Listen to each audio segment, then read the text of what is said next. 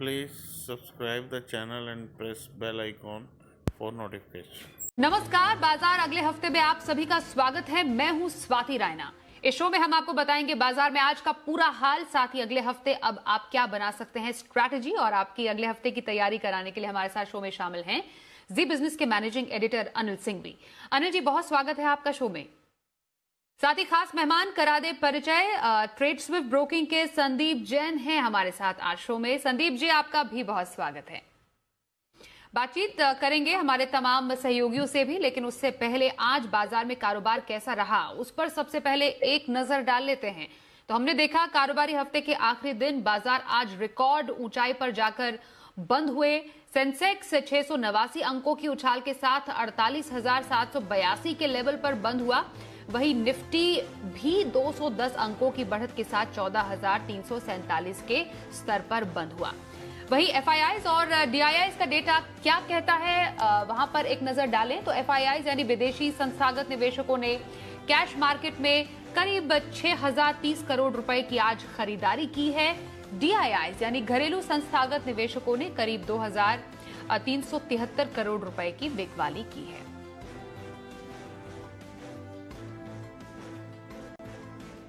और आज के बाजार पर एडिटर्स टेक के लिए अनिल जी के पास चलते हैं। सर, आज बाजार में फिर से देखा हमने शानदार तेजी का माहौल रहा। Nifty Sensex life time high पर बंद हुए। मजबूती बाजार को कहां से मिल रही है? हफ्ते के आखिरी ट्रेडिंग सेशन आज और पिछले पूरे 2 हफ्ते, ये हफ्ता और पिछला हफ्ता, मुझे याद नहीं आता कि पहले कभी भारतीय बाजारों में ऐसा ड्रीम रन, ऐसा जबरदस्त तेजी का माहौल दिखा हो, जब पूरे 10 के 10 ट्रेडिंग सेशन, पिछले हफ्ते के 5 और इस हफ्ते के 5, 10 ट्रेडिंग सेशन में हर रोज बाजार ने नया लाइफ टाइम हाई बनाया। और इस 10 में से 7 ट्रेडिंग सेशन ऐसे थे जब लाइफ टाइम हाई पर बंद भी हुए, और आज भी वैसा ही दिखा। जो कुछ भी एक्शन दिखा है भारतीय बाजारों में वो अब तक के सबसे उच्चतम स्तरों का था। 14,367 का लाइफ टाइम हाई निफ्टी ने बनाया, और साथ ही सेंसेक्स भी 48,800 के पार निकलने में कामयाब रहा। एक बार फिर से दिन के हाईएस्ट लेवल के आसपास जाकर भारतीय बाजार में क्लोजिंग होती दिखी। बैंक निफ्टी थोड़ा ठंडा था, लेकिन फिर भी बैंक निफ्टी में भी 32,000 के ऊपर की क्लोजिंग आज आती हुई नजर आई। यहां पर भी तेजी का मोमेंटम बरकरार रहा। चौतरफा खरीदारी वजह एक और जहां दुनिया भर के बाजारों से बेहद मजबूत संकेत, चाहे वो अमेरिका में कल का सेशन रहा हो या फिर आज के डाउ फ्यूचर्स जो 70-75 पॉइंट ऊपर थे। इसके अलावा एफआईआईज की दमदार खरीदारी के आंकड़े, सेंटिमेंट तो मजबूत है ही, शॉर्ट कवरिंग होती हुई दिख रही है, डेटा बहुत मजबूत है, पॉजिटिव है, और सेंटिमेंट पूरी तरह से तेजी की तरफ बना हुआ है। और यही वजह है कि आप देख रहे हैं न सिर्फ दिग्गजों में बल्कि मिड कैप और स्मॉल कैप शेयरों में भी तगड़ी खरीदारी होती दिख रही है, और ये इंडेक्स भी लाइफ टाइम हाई बनाते हुए दिख रहे हैं। तो global markets plus local action दोनों मिलाकर भारतीय बाजारों में इतिहास बना रहे हैं, और एक बार फिर से आज जबरदस्त एक्शन के साथ भारतीय बाजार लाइफ टाइम हाई पर बंद होने में कामयाब रहे। जी अनिल जी, अब अगले हफ्ते कहां पर रहे नजर, क्या स्ट्रैटेजी बनाए, निफ्टी बैंक निफ्टी के अहम लेवल्स क्या होंगे, ये भी हम आपसे कुछ देर बाद। वीडियो में आगे बढ़ने से पहले डिस्क्रिप्शन बॉक्स में जो लिंक दिया गया है वहां पे क्लिक करके इंडिया के नंबर 1 ब्रोकरेज हाउस जीरोडा के साथ जुड़िए, जहां पे आपका ब्रोकरेज 0 लगेगा, और अगर लगेगा तो वो भी सिर्फ 20 रुपये इंट्राडे ट्रेडिंग के लिए। बात समझेंगे, उससे पहले सीधे हमारे सहयोगी कुशल का रुख करते हैं। कुशल, जरा बताएं, आज की जो लाइफ टाइम तेजी हमने देखी बाजार में, एक बार फिर से किन सेक्टर्स ने सबसे ज्यादा योगदान दिया? जी, तो कारोबारी हफ्ते के आखिरी दिन बाजार में आज लाइफ टाइम हाई और क्लोजिंग हमें देखने को मिली। इनफैक्ट निफ्टी और सेंसेक्स दोनों में लाइफ टाइम हाई की क्लोजिंग हमें देखने को मिली। ओवरऑल अगर आप देखेंगे तो निफ्टी में बढ़ने वाले शेयरों की सूची में आईटी और खासकर ऑटो स्पेस शामिल थे, जिसमें मारुति लीड करता हुआ दिखा 6% के उछाल के साथ। वहीं लूजिंग ग्राउंड्स पे हिंडाल्को, टाटा स्टील जो मेटल काउंटर्स थे वहां पर वीकनेस रही। सेक्टर स्पेसिफिक देखेंगे तो आईटी स्पेस में टीसीएस के साथ साथ विप्रो, टेक महिंद्रा जैसे शेयर्स जो है वो लीड करते हुए दिखे। 4 से 5% का अपमूव यहां था। साथ ही ऑटो स्पेस में भी मारुति के साथ साथ एमआरएफ अगर आप देखें जो 80,000 का स्टॉक है, यहां पर भी 3 से 4% तक का उछाल हमें आज के सत्र में बनता हुआ नजर आया, और बहुत दिनों बाद हीरो मोटोकॉर्प ने बेहतरीन तेजी दिखाई। साथ ही पीएसयू स्पेस लगातार फोकस में बना हुआ है, डिसइन्वेस्टमेंट की खबरें भी यहां पर आती हुई दिख रही है। कॉनकॉर आप देखिए 2-2.5% की तेजी आज भी देखने को मिली, और ओएनजीसी यहां पर भी आज 100 रुपए के पार होता हुआ दिखा स्टॉक। साथ ही फार्मा स्पेस में सन फार्मा में काफी दिनों के बाद बढ़िया अपमूव आई और 618 620 के लेवल्स इसने भी टच किए, और बायोकॉन बायोलॉजिक्स की वैल्यूएशन और जो ट्रांजैक्शन हुआ है एडीक्यू के साथ वहां पर उस वजह से बेहतरीन तेजी बनती हुई नजर आई। आज के स्टार परफॉर्मेंस में आरवीएनएल लगातार इसमें तेजी बनती हुई दिखी, आज भी 16% का दमदार अपमूव इसने दिखाया। जेम्स आपके जेम्स में इंगरसोल रैंड भी आपको रेकमेंड किया गया था।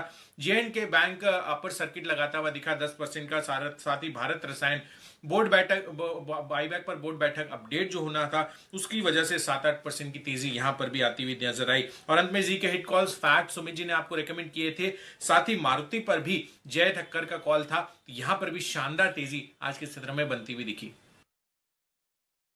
बहुत शुक्रिया कुशल, बाजार पर फिलहाल ये जानकारी देने के लिए आपका। हमारे आज के खास एक्सपर्ट संदीप जी का रुख करते हैं। संदीप जी, पिछली बार जब हमने बात की थी तब भी बाजार लाइफ टाइम हाई पर थे, तब तो साल की बस शुरुआत ही हुई थी, अब तो एक हफ्ता बीत गया, अब भी लाइफ टाइम हाई पर। एक तो एक कॉन्फिडेंस के आगे बरकरार रहने की पूरी उम्मीद है क्योंकि अब आने वाला बजट भी है और नतीजों का सीजन भी। साथ ही हमेशा की तरह इंट्राडे कॉल आप सोमवार के लिए कौन सा बताएंगे और हफ्ते भर की खरीदारी कहाँ की जा सकती है? बिल्कुल बिल्कुल, देखिए 1 जनवरी थी लास्ट वीक और नया साल जबरदस्त आगाज दिया था, और तब से जैसे अनिल जी कह रहे थे कि कंटिन्यूअसली 10 सेशंस, ऐसा ड्रीम रन बहुत कम देखने को मिला है और बहुत जबरदस्त यूफोरिक था। आज तो मार्केट वाकई में जब बंद होते होते यूफोरिक हो गए, सारे स्टॉक्स चल रहे हैं, मिड कैप्स चल रहे हैं, और आज तो ऐसा हुआ कि एक स्टॉक का नाम लिया गया था, अनिल जी ने मुंह से नाम लिया और वो 15% चल गया। तो ऐसा माहौल एक हो रखा कि लोगों को बस इतनी बाइंग की वो आ गई है, एंड एफआईआई ने जबरदस्त बाइंग की है। 6000 करोड़ की कैश मार्केट में buying, in the recent past इतनी बड़ी बाइंग जनरली देखने को नहीं मिली, और जबरदस्त न्यूज भी है। देखिए होम लोन्स की रेट गिरना, फिर टीसीएस का अच्छा रिजल्ट आना, तो overall I think market should be bullish और बजट तक उम्मीदों के सहारे चलता रहेगा अंटिल अनलेस कोई बहुत बड़ा मेजर कोई ग्लोबल क्यूज खराब नहीं आ जाए। बट डोमेस्टिक क्यूज काफी अच्छे हो रखे हैं, और मुझे ऐसा लगता है कि इस माहौल में जैसा कि हर बार खरीदी की राय देते आ रहे हैं, और मैंने एक की जगह पे 2 पिक्स इंट्राडे में देना शुरू कर दिया है, काफी हफ्तों से दे ही रहा हूं इंट्राडे की। एफएनओ के पिक के तौर पे गोदरेज कंज्यूमर प्रोडक्ट्स, अब मुझे ऐसा लगता है कि रूरल कंजम्पशन का थीम इंडिया में चल रहा है और अच्छा एफएमसीजी आईटी फार्मा वहां पे भी अच्छा मूव है, सेफ्टी भी है। तो गोदरेज कंज्यूमर प्रोडक्ट इंट्राडे के तौर पे 770 का टारगेट, 740 का stop loss. Tata coffee again intraday के तौर पे कैश मार्केट की पिक है 106 रुपया, लास्ट क्लोजिंग प्राइस थी 113 115 का टारगेट और 102 का स्टॉप लॉस। और पोजिशनल पिक के तौर पे एक बेहतरीन कंपनी है होंडा सीएल प्रोडक्ट्स, जो कि एक बहुत बड़ा स्पाइक दिया था, एक बहुत बड़ी एक न्यूज स्पेशल न्यूज आई थी, जी बिजनेस की स्पेशल वो न्यूज थी, उस दिन एक बहुत बड़ा स्पाइक दिया, और मैंने जैन साहब के जेम्स में भी ये स्टॉक रेकमेंड किया हुआ पहले, और अच्छा प्रॉफिट्स और टारगेट्स अचीव हुए, फिर वापस से एक अच्छे लेवल पे आ चुका है। तो मुझे लगा कि पोजिशनल पिक के तौर पे अच्छे कंसोलिडेशन के बाद बहुत बढ़िया रिस्क रिवॉर्ड रेशियो के स्टॉक्स ऐसे ही ढूंढने हैं जहां पे रिस्क रिवॉर्ड रेशियो और कंसोलिडेशन दोनों मिले। तो 1150 के टारगेट के लिए 990 का स्टॉप लॉस लगाएं पोजिशनल पिक के तौर पे होंडा सीएल प्रोडक्ट्स।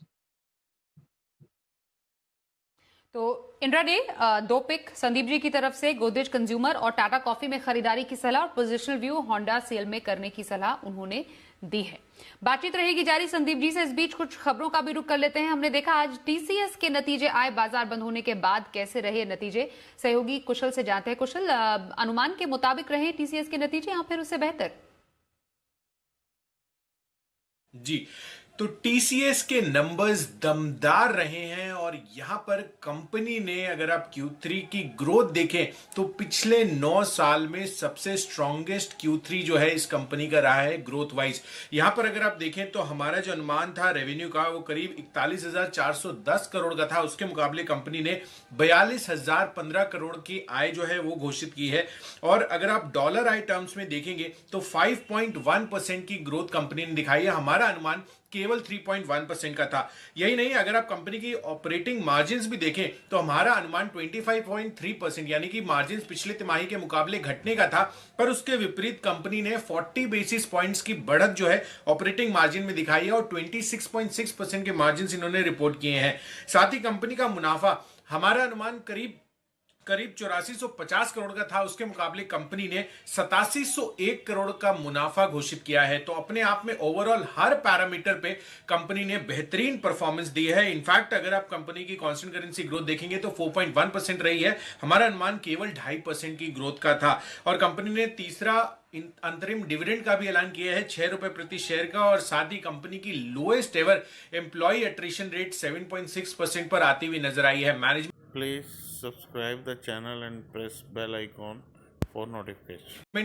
बहुत कॉन्फिडेंट है आगे की डील पाइपलाइन को लेकर, और साथ ही जिस तरह से अभी डिजिटल ट्रांसफॉर्मेशन हो रहा है वो अब सबसे बड़ा ग्रोथ एरिया जो है मैनेजमेंट को नजर आ रहा है। और साथ साथ अगर आप ओवरऑल सेक्टर स्पेसिफिक भी बात करेंगे तो दमदार परफॉर्मेंस हर एक सेक्टर, चाहे मैन्युफैक्चरिंग, बीएफएसआई, लाइफ साइंस या फिर रिटेल वर्टिकल, हर एक सेक्टर में जो है हमें सिक्वेंशियली ग्रोथ देखने को मिली है। तो नंबर्स शानदार टीसीएस। जी, तो शानदार नंबर पेश किए टीसीएस में, और फ्यूचर प्रोस्पेक्ट्स को लेकर मैनेजमेंट भी काफी बुलिश है। संदीप जी, टीसीएस उम्मीद से बेहतर नतीजे, अब क्या एक्शन देखने को मिल सकता है सोमवार को स्टॉक में? नहीं, बिल्कुल गजब की परफॉर्मेंस थी, और मैं कहूंगा कि इतना बड़ा रन अप ऑलरेडी दे चुका। और सबसे बड़ी ब्यूटी की बात यह है टीसीएस, इन्फोसिस, ये लोग एक अलग ही तरीके से ग्रो करते जा रहे हैं, कंसिस्टेंसी के साथ और बिना कोई बड़े झटके के साथ, और हमेशा बहुत अच्छे गवर्नेंस के साथ पैसा बना के दिया। जबरदस्त वेल्थ क्रिएशन हुई है लोगों की, और आज इस बार तो रिजल्ट चौंकाने वाले हैं। 16.7% का पैट में इंक्रीमेंट आना, मतलब पिछले 9 साल का बेस्ट है। मार्जिन जबरदस्त इंप्रूव किया है, कॉस्ट ऑप्टिमाइजेशन हुआ है जिसमें डॉलर्स तो मजबूत थे ही नहीं। So overall I am very bullish. मुझे लगता है कि बाय ऑन डिक्लाइंस की रणनीति तो अपनानी चाहिए, और अभी ऐसा लगता है कि एक अच्छा खासा गैप अप के साथ खुल सकता है ऊपर। मुझे लगता है कि कम से कम 4-5% की तेजी आ सकती है और यहाँ से। और ओवरऑल लॉन्ग टर्म इन्वेस्टर्स को इन्वेस्टेड रहना है, और जिनको इन्वेस्ट करना है नया, वो कहीं भी अगर मार्केट में करेक्शन आए, क्योंकि मार्केट में देखिए करेक्शन आना लाजमी है इतना बड़ा रनअप के बाद, तो मौका ढूंढे कि इस स्टॉक में बाय एंड फॉरगेट वाली स्टोरी के लिए इन्वेस्ट करना। तो चलिए, तो टीसीएस की बात हुई, एक और स्टॉक की बात करते हैं जो फोकस में रहा, वो रहा शोभा लिमिटेड। तेजी देखी जा रही है, और मजबूती की वजह क्या है जरा समझते हैं मानसी से। मानसी, जरा बताएं शोभा लिमिटेड में तेजी किन वजहों से है? जी बिल्कुल, देखिए शोभा लिमिटेड में लगातार शानदार तेजी का ट्रेंड जो है वो जारी है। आज ही की अगर बात करें 9% की तेजी इस स्टॉक में देखने को मिली। करीब 1 महीने में 47% तक की तेजी स्टॉक ने दिखाई है, और अगर 6 महीने की बात करें 100% तक का अपटेक शोभा लिमिटेड के स्टॉक में देखा जा चुका है। कई सारे फैक्टर्स हैं, ऑपरेशनल अपडेट कंपनी के अच्छे रहे पिछले दिनों, काफी सारी खबरें आई जो कि पॉजिटिव रही, लेकिन ताजा खबर ये है कि कंपनी के जो दिसंबर के सेल्स वॉल्यूम है काफी बेहतर आते हुए दिखे हैं। दिसंबर तिमाही में अभी तक की सबसे बेहतर बिक्री दर्ज की गई है। सभी प्रोडक्ट में अच्छी डिमांड के कारण बिक्री अच्छी रही है। कुल बिक्री 6% बढ़ती हुई दिखी है। 11,33,000 वर्ग फुट तक ये बिक्री जाती हुई दिखी है। औसत रियलाइजेशन प्राइस की अगर बात करें 15% की बढ़ोतरी यहाँ पर भी देखने को मिली, और ये 17,830 रुपए प्रति वर्ग फुट देखने को मिले हैं। ब्याज दरों में कटौती, स्टैंप ड्यूटी जैसे जो नियम लाए गए, प्रीमियम्स में कटौती के जो नियम लाए गए, ये रियल एस्टेट सेक्टर के लिए काफी पॉजिटिव साबित होते हुए दिखे, और इसी का एक असर शोभा लिमिटेड पर भी पड़ता रहा। नए और आकर्षक स्कीम्स के सहारे बिक्री में बढ़त जारी रही। वहीं बेंगलुरु, गुरुग्राम, केरल और पुणे, ये शहर ऐसे रहे जहां पर शानदार बिक्री का ट्रेंड बिल्कुल बरकरार रहा। तो ये तमाम फैक्टर्स है जिसके चलते हम शोभा में लगातार तेजी देख रहे हैं। आज के सत्र में भी तेजी जो थी बिल्कुल कायम रही। बहुत शुक्रिया मानसी, और डिटेल रिपोर्ट देने के लिए इस पूरी खबर पर। संदीप जी, बहुत शानदार प्रदर्शन कर रहा है शोभा लिमिटेड, क्या स्ट्रैटेजी रखनी चाहिए इसमें? बिल्कुल बिल्कुल, आई am very bullish on the real estate now. और जिस तरीके से मैं शुरुआत की कमेंट्री में बोल रहा था कि होम लोन्स की रेट जिस तरीके से काटी गई है और स्लैश की गई है, बहुत बड़ा पॉजिटिव वैसे ही रियल एस्टेट सेक्टर के लिए। और मैंने चैनल चेक्स भी किए हैं। शोभा लिमिटेड देखिए बैंगलोर, बॉम्बे ये सब मार्केट्स में एक्टिव है, तो वहां पे जबरदस्त सेल्स आई है, क्योंकि सरकार के कुछ पॉजिटिव चेंजेस की वजह से, कुछ रेगुलेटरी बेनिफिट्स देने की वजह से जो चेंजेस आए हैं उससे बहुत बड़ा फायदा हुआ है। सो शोभा लिमिटेड है, प्रेस्टीज एस्टेट है, इन सब पे नजरें बनाए रखे। ओबेरॉय रियल्टी, गोदरेज प्रॉपर्टीज, इन सब स्टॉक्स में बहुत जबरदस्त चलेगा। और चैनल चेक से मैं ये कहने वाला था कि पिछले 14 महीनों में जो सेल्स नहीं की है पिछले 2-3 महीनों में इस क्वार्टर में लोगों ने सेल्स की है, कि त्योहारी सीजन भी था और लोगों ने रजिस्ट्रियां भी करवाई है और घर का अहमियत भी लोगों को पता चला कि बड़ा घर क्या होता है, कैसे घर को बड़ा करना है वर्क फ्रॉम होम के कल्चर की वजह से। तो overall very bullish on these kind of companies और मुझे लगता है बाय ऑन डिक्लाइंस की रणनीति अपनाएं। बाकी प्रेस्टीज एस्टेट मुझे ऐसा लगता है अच्छे लेवल पे है, जहाँ पे रिस्क रिवॉर्ड रेशियो बहुत अच्छा है, तो you can by real estate, Prestige estate.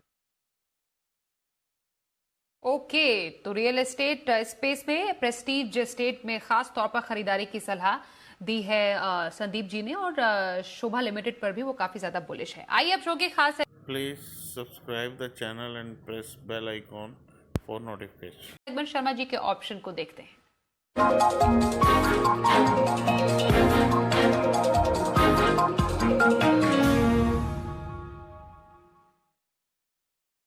HDFC security से वीके शर्मा जी हमारे साथ हैं। सर बहुत स्वागत है एक बार फिर से आपका शो में। सोमवार के लिए कौन सा बम्पर कमाई का ऑप्शन बताएंगे आज? जी नमस्ते स्वाति जी, आपके और आपके सभी उत्साही दर्शकों को और इस सेगमेंट के दर्शकों को खास मेरा नमस्ते। तो अभी जो स्टॉक मैं आज लेके आया हूँ, 2 दिन से मैं आपको नीचे दिला रहा था, अब समय आ गया कि हम उनको उनके भावों पे ले पाएंगे। तो 2 स्टॉक हैं, सन फार्मा और महिंद्रा एंड महिंद्रा। दोनों ही निफ्टी के कॉन्स्टिट्यूएंट्स हैं और बड़े हैं। तो यहाँ पे जनवरी की 630 की कॉल सन फार्मा में ली जा सकती है, करीब 17 रुपए पे। आप 13 रुपए स्टॉप लॉस रखते हैं, टारगेट 23 रुपए। दूसरा महिंद्रा एंड महिंद्रा का 780 की कॉल जनवरी की ही आप ले सकते हैं 18 रुपए 60 पैसे पे, 14 रुपए का स्टॉप लॉस रहेगा, टारगेट रहेगा 24 रुपए 50 पैसे। ध्यान रखिए, ये जो ऑप्शंस हैं आपको 5 या 6 दिन से ज्यादा कैरी फॉरवर्ड नहीं करने हैं, तो या तो स्टॉप लॉस हो जाएगा या आपका टारगेट अचीव हो जाएगा। और इसको अगर दोनों ना हो तो इनसे निकल जाएं। ऑब्वियसली प्रॉफिट में आने के बाद आप अपना स्टॉप लॉस को ट्रेल करेंगे ऊपर की साइड। धन्यवाद, जय Hind and have a good weekend. अब अगले हफ्ते के लिए क्या तैयारी करें समझते हैं। अनुज जी के पास सीधे जाते हैं। अनुज जी, अब अगले हफ्ते और खास तौर पर सोमवार के लिए क्या स्ट्रैटेजी रखनी चाहिए और किन लेवल्स पर नजर रहे? जहां तक सोमवार के बाजारों का सवाल है, इसमें कोई डाउट नहीं कि संकेत आपको ग्लोबल मार्केट से लेने होंगे। अमेरिका में एक अच्छे ट्रेडिंग सेशन की उम्मीद थी, 75 पॉइंट के आसपास डाउ फ्यूचर्स मजबूत है।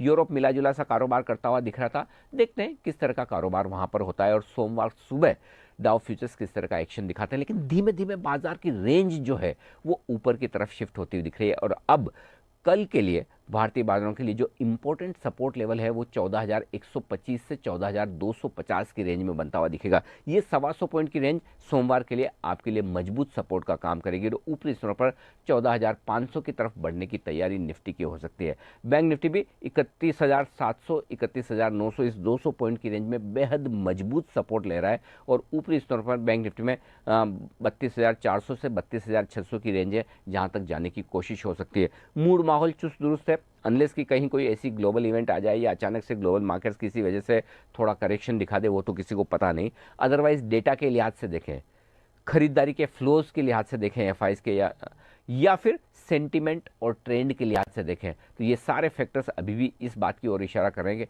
इस रनअप में बाजार थोड़ा और ऊपर जाने की कोशिश कर सकता है। शुक्रिया अनिल जी, अगले हफ्ते के लिए स्ट्रैटेजी बताने के लिए आपका। आगे बढ़ते हैं, अब सोमवार के लिए ऑप्शन जरा समझते हैं। हमारे साथ कोटक सिक्योरिटीज के श्रीकांत चौहान हैं। श्रीकांत जी, बहुत स्वागत है आपका शो में। सोमवार को ऑप्शन के जरिए कहां पर मौके बनेंगे? देखिए, वैसे मार्केट तो काफी ब्रॉड बेस है और काफी सारे सेक्टर एक साथ चल रहे हैं, पर इस बार मुझे लगता है कि कमोडिटीज में से सीमेंट में काफी अच्छी तेजी बन सकती है और उसमें अंबुजा सीमेंट, यहाँ पे हमें लगता है कि काफी अच्छी तेजी आने वाले दिनों में देखने को मिल सकती है। तो करंट लेवल से अगर मैं 265 रुपए का कॉल लेता हूँ जो 12 रुपए में चल रहा है, तो वहां पे मुझे स्टॉप लॉस रखना है एट 6 रुपीज और उसके टारगेट्स रहेंगे 28 रुपीज के, 28 रुपए के। तो अंबुजा सीमेंट के 265 के कॉल लेने की राय रहेगी। जी बहुत शुक्रिया श्रीकांत जी सोमवार के लिए ऑप्शन स्ट्रैटेजी बताने के लिए। और अंत में संदीप जी, हमेशा की तरह लॉन्ग टर्म स्ट्रैटेजी कहां बनाई जाए? बिल्कुल एक जबरदस्त स्टॉक लाया हूं और मेटल्स में बूम है और उससे रिलेटेड कंपनी और गजब की क्वालिटी कंपनी है रत्नामणि मेटल्स एंड ट्यूब्स।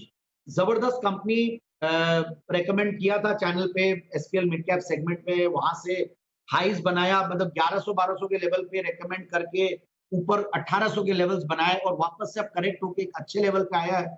जब मार्केट्स अब हाइज पे और ऊपर से अगर कोई स्टॉक 15-20% करेक्टेड मिले तो बहुत बढ़िया Please subscribe the channel and press bell icon for notification. Risk reward ratio है और क्वालिटी कंपनी। देखिए जिस तरीके की सरकार का भी फोकस है गैस पाइपलाइन को लेकर, और तो ये कंपनी उसमें अग्रणी है। सीएनजी सेक्टर की पाइपलाइंस को लेकर हाईएस्ट ऑर्डर बुक है इनका स्टेनलेस डिवीजन में अभी कंपनी के हिस्ट्री में। एल्सो डिवीजन, सीसो डिवीजन, एचसो डिवीजन, ये सारे पाइप्स के वेरिएंट्स है। So and promoter background is excellent. 1983 से कंपनी कार्यरत है, तो I am very very bullish on the stock. Fundamentals are excellent. Fundamentals की अगर बात करें तो आप देखिए 26 के पी मल्टीपल पे है स्टॉक, मगर उसके सामने return on capital employed is excellent, करीब 24 के लगभग। ग्रोथ अगर देखिए पिछले 3 साल की कैगर प्रॉफिट की 28-29%, सेल्स की ग्रोथ 20-22%। इस सेगमेंट में अभी तो मेटल्स चलने लगे तो बहुत सारे स्टॉक्स चलते हुए दिखते हैं, बट अदरवाइज ऑल्सो ये पूरे सेक्टर का एक आउट परफॉर्मर रहा है। बहुत सेफ्टी के साथ इस स्टॉक को रेकमेंड करने में हिम्मत नहीं चाहिए और बिल्कुल बाय करे।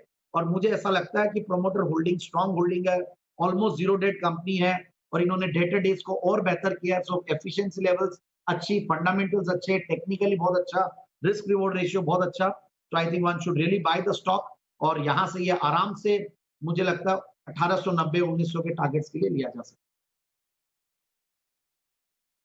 तो लॉन्ग टर्म खरीदारी 9 से 12 महीने तक का नजरिया है, तो रत्नामणि मेटल्स में खरीदारी की सलाह संदीप जैन की। बहुत शुक्रिया संदीप जी, आप शो में आज हमारे साथ शामिल हुए। साथ ही हमारे तमाम सहयोगियों का भी बहुत शुक्रिया हम तक पहुंचाने के लिए एक्सक्लूसिव रिसर्च और खबर। तो आज के लिए इस शो में बस इतना ही। Please subscribe the channel and press bell icon for notification.